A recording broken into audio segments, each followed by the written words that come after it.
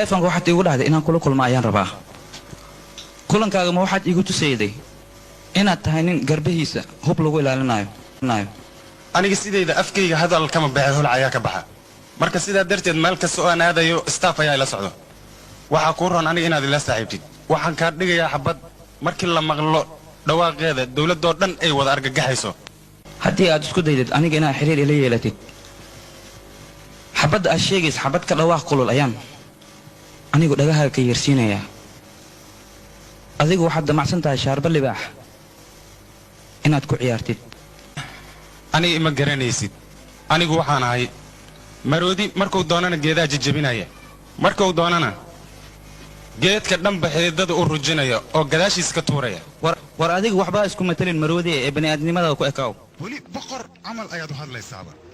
taas waa mid loo dhasho run ahaantii adigaba 20 sano ayaad halkan ku nooleed welina adiga ma soo dhax gasho maalinkaas waxaan rabay loota inaan laba cad uga dhigo aqoon iyo ma laha aniga adoo neefta kugu soo kicin waxaan ku wadiyaa xaanshadaad ma xaddi xarxaro ma xaddi laakiin waxaan ku wadiyaa jid ma ku gaartay maxaa